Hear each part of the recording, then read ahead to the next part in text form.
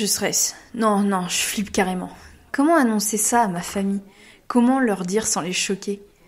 Je sais qu'ils attendent tellement de moi, je peux pas les décevoir.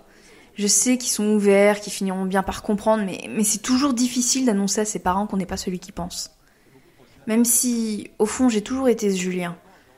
Ils le savaient juste pas. Je les regarde et je me demande bien quand je vais lâcher la bombe. Est-ce que c'est vraiment le bon jour? J'aurais pu commencer doucement, en réunissant papa et maman d'abord. On se serait installés dans le canapé et puis, une fois que j'aurais eu toute leur attention, j'aurais pu leur dire.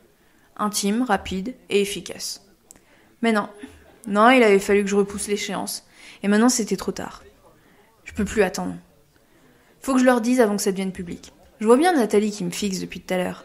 Elle meurt d'envie de hurler la nouvelle à tout le monde. La garce.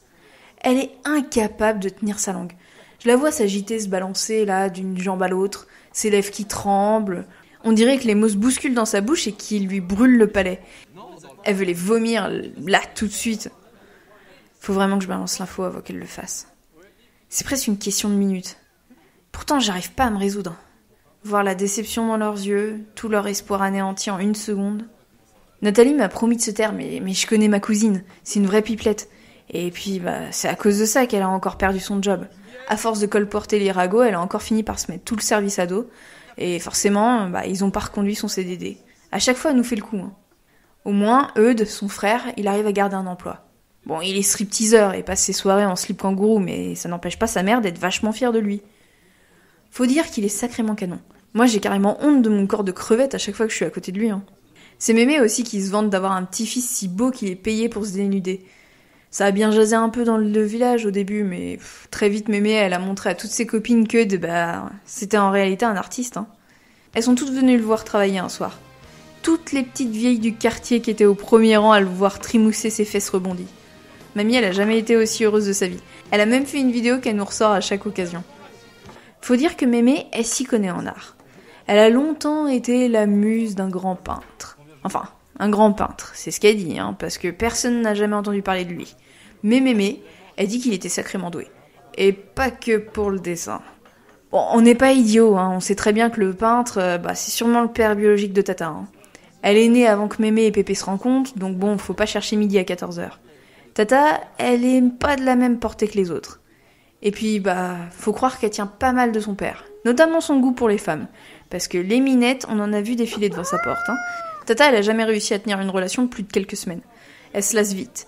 Mais pourtant, elle a toujours le temps de nous présenter sa nouvelle conquête. Hein. Elle ose nous montrer qui elle est. Alors pourquoi je redoute tant de le faire, moi?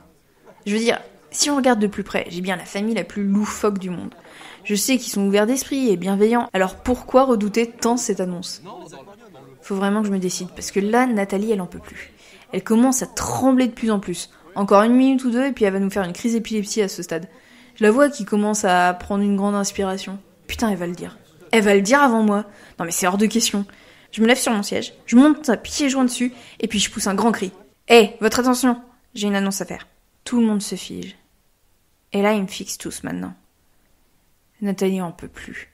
Elle se mord carrément les lèvres jusqu'au sang. On dirait que sa tête va éclater.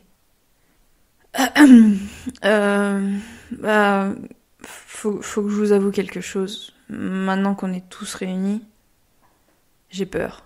Je flippe grave. Comment ils vont réagir? Je vois mes parents qui me regardent avec espoir. Ils s'attendent à un truc de malade, à quelque chose d'épique. Ils se projettent déjà en fait au prochain café qu'ils prendront avec leurs amis. Et vous savez quoi? Samedi dernier, Julien a fait une grande annonce devant tout le monde. Il nous a dit que... Papa, maman, vous allez être déçus.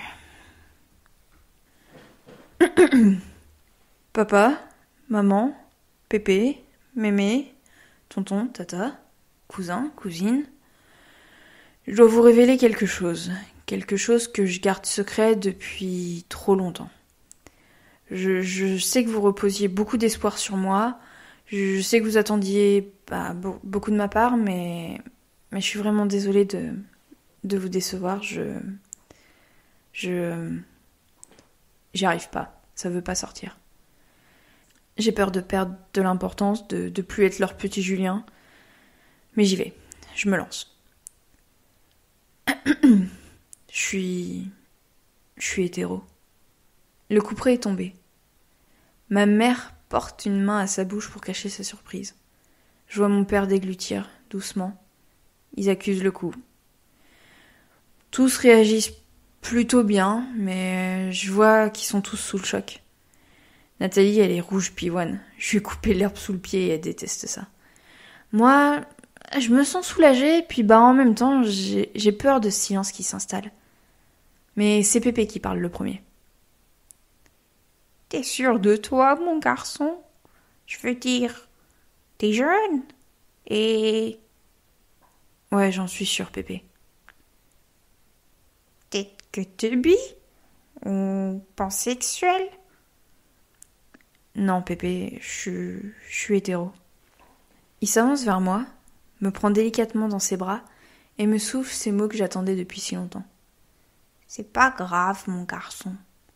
Tu restes quand même spécial à nos yeux. Et puis, on t'aimait avant de savoir ça. Donc, on t'aimera toujours.